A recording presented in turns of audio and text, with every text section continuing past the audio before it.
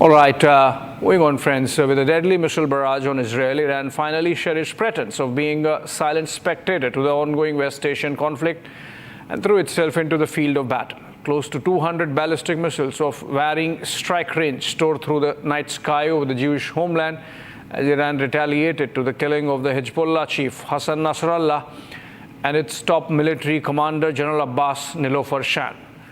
The Islamic Republic had been weighing its options after a targeted Israeli airstrike at the Hezbollah's command center in southern Beirut suburb took out Nasrallah and other leaders of the Hezbollah. Barely hours after the hit on the Hezbollah chief, Iran's Revolutionary Guards shifted the country's supreme leader Ali Khamenei to a safe house, and in a broad hint that a strike on Israel was in the works. With its proxies, Hamas impaled after the killing of all its top leaders, barring Yahya Sinwar, and Hezbollah dismantled under sustained Israeli air fire. The pressure was growing on Iran to strike back. Here's a report.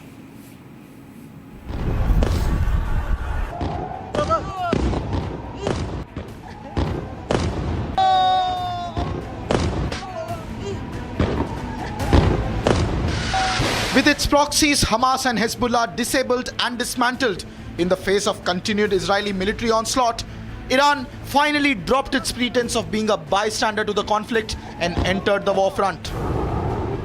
Iran's deadly missile barrage into Israel left no one in doubt that the wider West Asian war had shifted to a new front. Close to 200 ballistic missiles lit up the Israeli airspace as Iran responded to the killings of Hezbollah commander Hassan Nasrallah and its top military commander General Abbas Niloufar Shan. However, the prior word from the United States warning of an imminent missile strike by Iran took away the surprise element from the attack. Israel lost little time to activate its missile defense system, the Iron Dome, which intercepted and took down the Iranian projectiles before they could wreak havoc and major damage to life and property in the Jewish homeland. After the killing of Hezbollah chief Hassan Nasrallah in an Israeli airstrike, Iran's Revolutionary Guard scrambled the country's supreme leader, Ayatollah Ali Khamenei, to a safe shelter, indicating its preparedness for a possible retaliatory strike on the Jewish country. With Hamas and Hezbollah significantly weakened under the continued Israeli hellfire, and the Houthis in Yemen too facing severe retaliatory strikes, the pressure from proxies was possibly brought to bear on Iran to strike Israel, leaving the Islamic Republic with little option but to enter the war front. Israeli Prime Minister Benjamin Netanyahu called out Iran's proxy war against his homeland, warning that there was no place in the country or West Asia where his forces couldn't reach. I have a message for the tyrants of Tehran. If you strike us, we will strike you. There is no place in Iran that the long arm of Israel cannot reach. And that's true of the entire Middle East. Later, in a globally televised address, the Israeli Prime Minister reached out to the civilians in the Islamic Republic, saying that the country would soon be rid of its radical tyrants. Iran's tyrants don't care about your future, but you do. When Iran is finally free, and that moment will come a lot sooner than people think, everything will be different. Our two ancient peoples, the Jewish people and the Persian people, will finally be at peace. Our two countries, Israel and Iran, will be at peace. When that day comes, the terror network that the regime built in 5 continents will be bankrupt, dismantled. Iran will thrive as never before. With Iran now announcing its Big Bang entry into the field of war, it now remains to be seen how the war plays out on the newest front.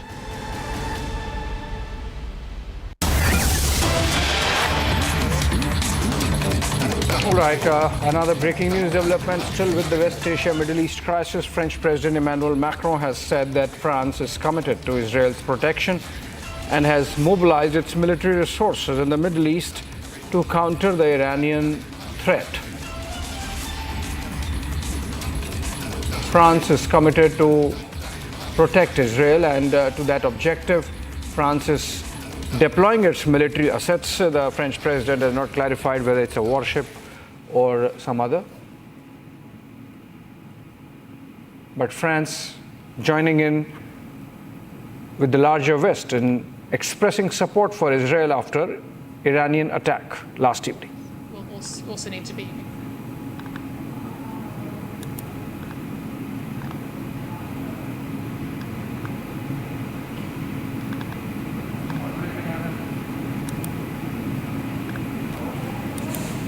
Okay, we have Ali Hamoch, in fact, joining us live from Tel Aviv, and let's go to him and understand what the situation on the ground. All right, you're from Beirut, Ali Hamoch. Sorry, I was told. Ali, if you can tell us what's the situation like on the other side of the Litani River in Lebanon, in Beirut. Is the Israeli operation continuing? We have seen reports of Israeli airstrikes happening in the morning as well. Yes. First of all, I would just like to reiterate for the viewers the correction that I am from Beirut. I am Lebanese, in no shape or form affiliated with Israel or the Israeli regime, have never stepped foot there. So after this clarification, what's been happening is that following the Iranian retaliatory for the assassination of 3 top commanders, which are Ismail Haniyeh, the chief of the political bureau of Hamas, and the leading diplomat in the ceasefire talks that Israel allegedly wanted to continue until they assassinated him. The assassination of Abbas Sholoni, I believe his name, the commander in the IRGC, and the assassination of Hezbollah chief, the Lebanese resistance Secretary General Said Hassan Nasrallah on Friday, an assassination that took with it dozens, if not hundreds, of civilian lives, and which we cannot yet confirm because of the mass attacks that Israel conducted on civilian areas. Now, this being said, the attacks that Israel has been continuing to implement are, as I mentioned earlier in the morning, are in no shape or form precision strikes. They are aimed to scare the civilians and to sow division within the reality of the Lebanese society. Right. So in regards to the front operations, Israel has been gathering its troops for the past 2 days in an attempt to invade. They are not operations. This is something that even Israeli Prime Minister Benjamin Netanyahu specified at multiple points. These are not limited operations. They are fundamentally an attempt to invade Lebanon once again, as they have tried in 1982 and failed, as they have tried in 2006 and failed. So this invasion attempt to create what they so-call the Greater Israel has been foiled multiple times by resistant members of Hezbollah.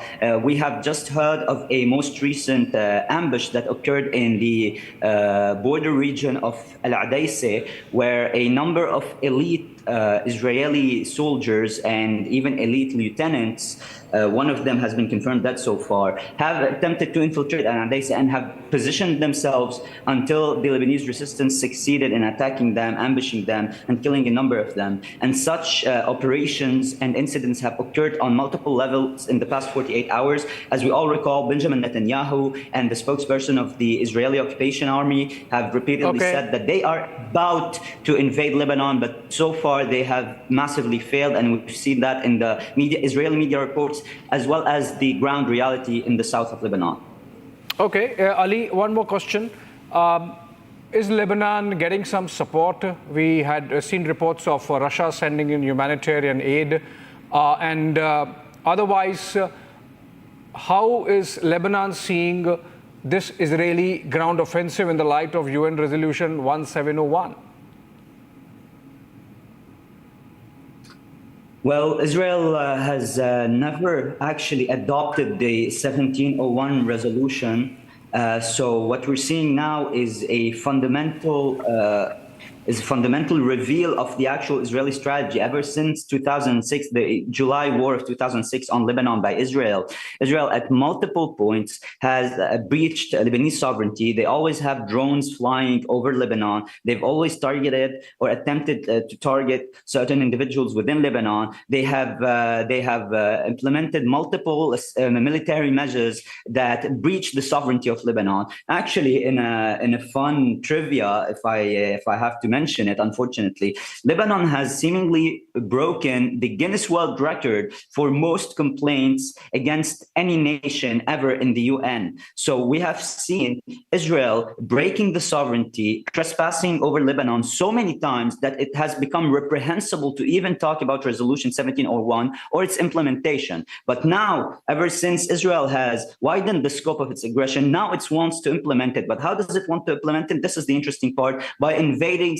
10 kilometers within Lebanon. This is not in any shape or form an implementation of 1701. They have never implemented it, and they don't have any desire to actually do. And as we have seen, they have multiple times declared the UN and the UNGA an anti-Semitic institution, a very extremely weird labeling of an institution that has all of the countries of the world in one place. And as such, there is no serious approach to actually implementing such resolution, or as a matter of fact, any UN resolution, notably after the UN a couple of weeks ago demanded that Israel decolonizes all of the occupied territory, and Israel retaliated by saying this will never happen and we will be continuing our expansion. Okay, it's for you, from the Lebanese side, this is about Israeli expansionism, even as, of course, Israel maintains that this ground offensive is entirely aimed at eliminating the military infrastructure, including missiles that keep coming from the Lebanese side and by the Hezbollah still. Ali, just stay with us. I'm continuing